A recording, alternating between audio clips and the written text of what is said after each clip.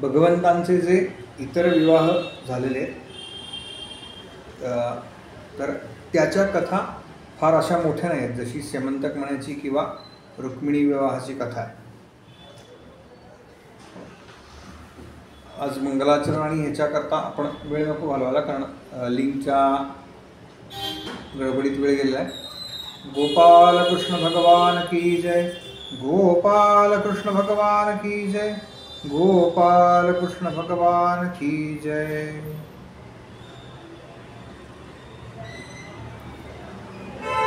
भगवंतांच्या ज्या अन्य कथा आहेत विवाहाच्या, त्याच्यामध्ये पुढची जी कथा येते ती कालिंदीबरोबर भगवंतांचा जो विवाह झाला ती कथा आहे.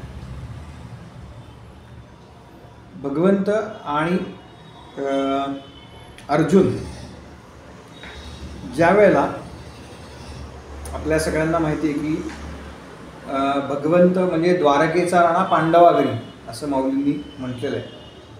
तेव्हा बराच वेळ भगवंतांचं म्हणजे द्वारका जरी भगवंतांनी वसवलेली असली तरी भगवंतांचा अधिकाधिक काळ उत्तर भागातला सगळा किंवा द्वारकेमध्ये त्यांनी निवास सुरू केल्यापासूनचा पुढचा अधिक काळ हा प्रामुख्याने पांडवांच्या इथे म्हणजे हस्तिनापूरला किंवा ते अज्ञातवासामध्ये असताना त्या सगळ्या भागामध्ये झालेला आहे. भगवंत आणि अर्जुन हे यमुनेच्या काठावरून फिरत आहेत आणि यमुनेच्या काठावर फिरत असताना भगवंतांना माहिती होतं की या ठिकाणी कालिंदी तपश्चर्या करते आहे आणि म्हणून भगवंतांनी तिला पाहिलं आणि अर्जुनाला सांगितलं की अर्जुना, तू ती जी स्त्री उभी आहे तिच्याजवळ जा आणि तिला विचार की ती कशाकरता तपश्चर्या करते. तेव्हा अर्जुन त्या ठिकाणी गेले आणि त्यांनी तिला विचारलं की तू कशासाठी तपश्चर्या करतेस. तर त्यावेळेला तिनं सांगितलं की मी सूर्यदेवाची कन्या आहे, माझं नाव कालिंदी आणि मी तपश्चर्या करते ते भगवान विष्णू मला पती म्हणून मिळावे याच्याकरता मी ही तपश्चर्या करते. भगवंतांनी अर्जुनाला ते काम सांगितलं होतं. अर्जुनाने हा सगळा वृत्तांत परत श्रीकृष्णांना येऊन सांगितला आणि श्रीकृष्णांनी तिला सांगितलं की भगवान महाविष्णू म्हणजे ज्यांची तू तपश्चर्या करतेस, ज्यांच्या प्राप्तीसाठी तू तपश्चर्या करतेस, तोच मी सध्या श्रीकृष्ण अवतारामध्ये आहे आणि म्हणून माझा तू स्वीकार कर. अशा पद्धतीनं कालिंदीशी भगवंतांचा विवाह झाला. त्याच्यानंतर विंद आणि अनुविंद असे दोघेजण, अवंती नावाचं नगर, इथे देश सांगितलेत भागवतामध्ये किंवा जुन्या सगळ्या कुठलीही पुराणं जर तुम्ही काढलीत तर त्याच्यामध्ये ही देशांची नावं म्हणजे प्रदेश आपण ज्याला म्हणतो आजच्या भाषेत तसे. तर हे दोघं जण दुर्योधनाच्या अवंती नावाचा देश सांगितला आहे त्या अवंती नगरीचे राजे आणि दुर्योधनाची ते दोघं मित्र होते म्हणजे त्याच्या सांगण्याप्रमाणे हे वागत होते. आणि त्यांची बहीण, तिचं नाव आहे मित्रविंदा. विंदा आणि अनुविंद, पूर्वीच्या काळामधली जर आपण नावं पाहिली तर साधारणपणे म्हणजे आजसुद्धा अशी प्रथा आहे की एखाद्या म्हणजे काही घरांमध्ये भगवान महाविष्णूंच्या विष्णू सहस्रनामातली काही नावं ठेवतात किंवा आपण ज्याला दत्तात्रय संप्रदायाचं जर कोणाकडे साधन असेल, उपासना असेल तर त्यांच्या संप्रदायातली काही नावं मुलांची आपण म्हणू शकतो की अशी साधारणपणे म्हणजे दिगंबर किंवा अशा पद्धतीनं जी नावं आहेत ती साधारणपणे ज्यांच्याकडे भगवान दत्तात्रयांची उपासना आहे त्यांच्याकडे अशा पद्धतीनं ठेवली जातात.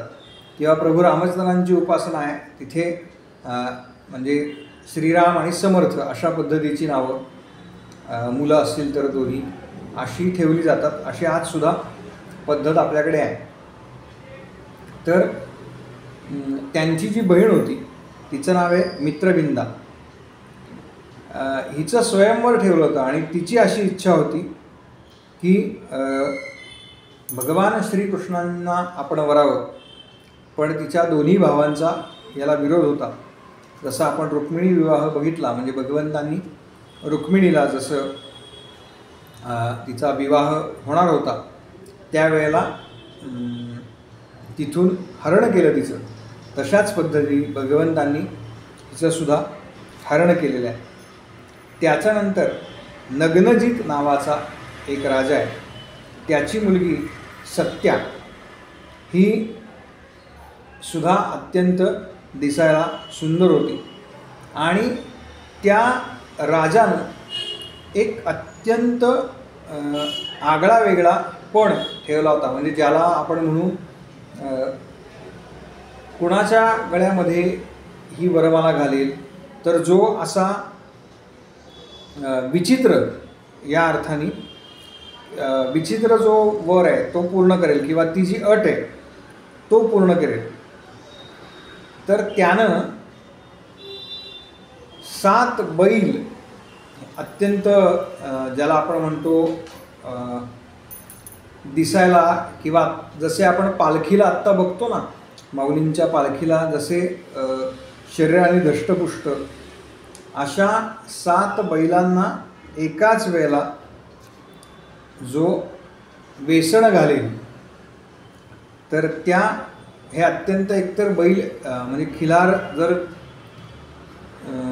जात जर तुम्ही पाहिलीत गाईची किंवा बैलांची तर ती म्हणजे खिलार गायसुद्धा अत्यंत आक्रमक असते आणि त्याचप्रमाणे खिलार बैलसुद्धा अत्यंत आक्रमक असतात. त्यामुळे अशा 7 बैलांना जो कोणी वेसण बांधेल त्यालाच मी माझी बहीण देईल. थोडक्यात तेवढा पराक्रम ज्याच्याकडे आहे त्याला मी माझी कन्या देईल असा पण त्यानं ठेवला होता. आणि इतर राजांनी किंवा इतरांनी त्या काळात सगळ्यांनी प्रयत्न करून पाहिला, पण तो मुळात पण ऐकल्यानंतरच कोणाला शक्य नव्हतं. भगवंतांनी हा पण पूर्ण केला आणि तिच्याशी सुद्धा भगवंतांचा विवाह झालेला आहे. त्यानंतर भगवंतांचा जो विवाह आहे तो भद्रा ही भगवंतांची श्रुतकीर्ती, भगवंतांची आत्या आहे, म्हणजे आत्ते बहिणीशी झालेला आहे. श्रुतकीर्ती ही भगवंतांची आत्या आहे आणि तिची अशी इच्छा होती की माझ्या मुलीशी श्रीकृष्णाचा विवाह व्हावा आणि म्हणून तिनं आपल्या कन्येचा श्रीकृष्णांशी विवाह लावून दिला. आणि त्याच्यानंतर मद्र नावाचा देश सांगितला आहे. महाभारतामध्ये आपण ही सगळी नावं ऐकलेली आहेत. मद्र नावाचा जो देश आहे किंवा जो प्रदेश आहे त्याचा जो राजा आहे त्या राजाची कन्या, तिचं नाव आहे लक्ष्मणा. अशा हिचंसुद्धा भगवंतांनी स्वयंवरामध्ये हरण केलेलं आहे. असे भगवंतांचे प्रामुख्याने जे आपण 8 भगवंतांच्या पट्टराण्या म्हणतो, अशा 8 पट्टराण्या. त्यातली पहिली आहे म्हणजे माता रुक्मिणी, दुसरी आहे जांबवंती, तिसरी आहे सत्यभामा, कालिंदी, मित्रविंदा, सत्या, भद्रा आणि लक्ष्मण.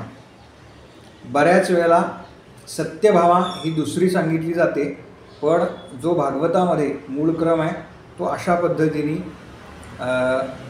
आहे. अशा त्या सगळ्या 8 राण्या भगवंतांच्या आहेत, ज्याला 8 पट्टराण्या भगवंतांच्या म्हणतात, त्या अशा पद्धतीने आहेत. आणि त्याच्यानंतर शुकदेव सांगतात की राजा, या 8 पट्टराणे आहेत आणि अधिक भगवंतांचे अनेक विवाह झाले. ते कसे झाले तर भौमासुर नावाच्या असुराला मारून त्याच्या कैदेमध्ये, त्याच्या कारागृहामध्ये ज्या कोणी बंदीवासामध्ये स्त्रिया होत्या त्या सर्व स्त्रियांची सुटका भगवंतांनी केली, स्त्रियांना सोडवलं आणि त्यांच्याबरोबर भगवंतांनी विवाह केला. त्यांची संख्या ही 16,100 अशी सांगितली आहे. आणि असे एकूण भगवंतांचे 16,108 विवाह झाले. त्यावेळेला परीक्षित म्हणाला की मला तुम्ही भौमासुराची जी कथा आहे ती सांगा. आणि म्हणून शुकदेवांनी परीक्षिती राजाला ती भौमासुराची कथा सांगायला सुरुवात केली. मुळामध्ये आज ज्याला आपण आसाम हा प्रदेश म्हणतो, तर तो प्रदेश साधारणपणे आज जो भौगोलिकदृष्ट्या आसाम जे राज्य आहे त्या प्रदेशाला म्हणजे तो प्रदेश ही भौमासुराची राजधानी, त्याचं नाव आहे प्राग ज्योतिषपूर. त्या प्राग ज्योतिषपुरामध्ये मुळात प्रवेश करणं अत्यंत कठीण होतं. याचं कारण आज बाकी सगळी साधनं आहेत, पण डोंगर उतारांचा तो सगळा प्रदेश आहे, त्यामुळे सर्व बाजूनी तो डोंगरांनी वेढलेला. आणि त्याच्यामुळे आपल्याला माहिती आहे की एकतर सोसाट्याचा वारा, मोठ्या प्रमाणावरती पाऊस आणि त्याचबरोबर त्या सगळ्या प्रदेशाकरता रक्षणाकरता म्हणून त्या भौमासुरानं मूर नावाचा दैत्य, म्हणजे मूर नावाचा असुर, त्याचा सेनापती आहे. या भगवंतांनी मूर नावाच्या दैत्याला मारलं म्हणून भगवंतांचं एक नाव मुरारी असं पडलं. मुराचा अरी, तो मुरारी. अरी याचा अर्थ शत्रू असा आहे, संस्कृत शब्द आहे मूर. अरी, मुराचा अरी म्हणून मुरारी, शत्रू या अर्थाने. तो दैत्य मुळामध्ये त्याची सेना जी आहे ती दैत्याला मारलं म्हणजे एकट्याला मारलं नाही. भगवंतांचा जन्म जो आहे तो आपण जी याची कथा पाहिली काल, भीमानी वध केला पुढे, काल आपण कोणाची कथा पाहिली? 23 औक्षणी सैन्य.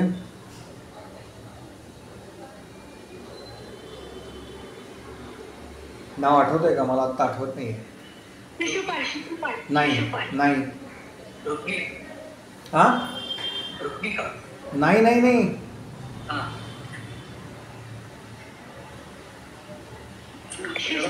जरासंध नाही, जरासंध. बापरे,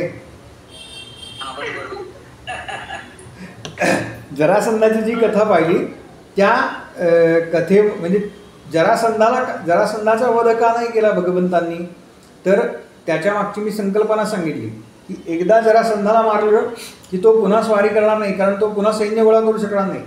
मग त्याच्या बदल्यात भगवंतांनी काय केलं तर त्याचं सगळं सैन्य मारलं. म्हणजेच काय तर त्याच्याबरोबर आलेले जे सगळे योद्धे होते, जे दुष्ट होते, ह्या सगळ्यांचा संहार भगवंतांनी केला. तेच इथे भगवंतांनी केलेला आहे. हा जो मूर नावाचा महाभयंकर दैत्य आहे त्याची मोठ्या प्रमाणावरती सेना आहे, त्या सेनेला संपवलेलं आहे भगवंतांनी. आणि त्याचबरोबर ह्या मुरारीला, मूर नावाच्या दैत्याला भगवंतांनी संपवलेलं आहे. त्यावेळेला भगवंतांनी आपला जो पांचजन्य नावाचा शंख आहे त्याचा आवाज केला आणि त्या आवाजामुळे सुद्धा अनेक दैत्य किंवा त्याचे सहकारी गेले असा उल्लेख आहे. आता मुळामध्ये ह्या भौमासुराच्या ताब्यामध्ये त्याचं एकछत्री सगळीकडे राज्य आहे म्हणजे त्या प्रदेशामध्ये. आणि त्यानं काय केलं आहे तर त्याच्या आधिपत्याखाली आलेले जे सगळे राजे आहेत, वास्तविक एकछत्री अंमल याचा अर्थ काय तर मोठ्या राजाच्या आधिपत्याखाली इतर जी छोटी छोटी राज्य आहेत तर त्यांनी राज्य करायचं आहे आणि त्यांनी त्याचा काही भाग, ज्याला आत्ता आपण टॅक्स म्हणतो व्यवहारामध्ये, सारा, तर तो शेतसारा म्हणा किंवा जे काही राज्यामधनं जे गोळा होणारा कररूपी काही आहे ते मोठ्या राजाला, जो त्याचा सम्राट आहे, त्याला द्यायचं आहे. पण ह्या भौमासुरानं काय केलं आहे, त्या सगळ्या राजांना आपल्या कैदेमध्ये टाकलंच आहे आणि त्याचबरोबर त्या राजांच्या कन्या आहेत ज्या सगळ्या, ज्यांचा आत्तापर्यंत विवाह झालेला नाही किंवा अनेक राजांच्या पत्नी आहेत, त्यांनासुद्धा आपल्या बंदिवासामध्ये टाकलेले आहे. याच्यात प्रामुख्याने अनेक राजांच्या कन्या आहेत असं सांगितलेलं आहे आणि त्या कन्यांचा उपभोग हा घेतोय. याचंच एक नाव नरकासूर असं सांगितलेलं आहे. म्हणजे ज्याच्यामुळे नरक यातना भोगाव्या लागतात असं ज्याच्यामुळे होतं नरकाचा असुर, तो नरकासूर, भौमासूर किंवा नरकासूर. या सगळ्या कन्या ज्या आहेत त्या कन्यांचा उपभोग हा घेतोय आणि त्यांचं शील भ्रष्ट करतोय. आणि म्हणून भगवंतांनी या भौमासुराला मारलेलं आहे आणि त्याच्या कारागृहामध्ये, त्याच्या बंदिवासामध्ये मुळात जे सगळे राजे होते त्यांना मुक्त केलं आणि ज्या कन्या होत्या त्यांनासुद्धा मुक्त केलेलं आहे भगवंतांनी आणि त्यांना वास्तविक आपापल्या घरी पाठवलेलं आहे परत. पण दुर्दैव बघा, त्या काळामध्ये सुद्धा तीच परिस्थिती आहे. आजसुद्धा ज्यांना ह्या विषयाचं गांभीर्य लक्षात आलेलं आहे किंवा आपण अनेक जे आत्ता ताजे विषय पाहतो, मुलींना कशा पद्धतीनं प्रेमाच्या आमिषाला बळी पाडतात आणि त्यांना फसवतात, त्यांचा उपभोग घेतात आणि त्यांना अर्धवट वाऱ्यावर सोडलं जातं काही काळानंतर आणि दुर्दैवाने त्यांचे आईवडीलही त्यांना परत आपल्याकडे घेत नाहीत आणि त्या मुलाला तर फसवलेलंच असतं. त्याच्यामुळे त्यांची जी काही काय हुलपट होते म्हणतात, तर तो प्रकार त्याही काळातला आहे. त्यावेळेला त्या ज्या सगळ्या मुली आहेत त्यांना राजांनी किंवा तिथले जे नगरवासी आहेत, ज्यांच्या या मुली आहेत, त्यांना परत घेतलेलं नाही आणि म्हणून भगवंतांनी या सगळ्यांचा स्वीकार केलेला आहे आणि म्हणून 16,100 अशा राजकुमारी तिथे आणून ठेवल्या होत्या. या सगळ्यांना भगवंतांनी आपल्या पत्नी म्हणून म्हणजे योग्य दर्जा दिला आणि या सगळ्यांचा स्वीकार भगवंतांनी केलेला आहे. असे भगवंतांचे पहिले 8 आणि त्याच्यानंतर 16,100 असे एकूण भगवंतांचे 16,100 विवाह झालेले आहेत. या विवाहांबद्दल काही कोणाला विचारायचं आहे, काही सांगायचं आहे तर सांगा.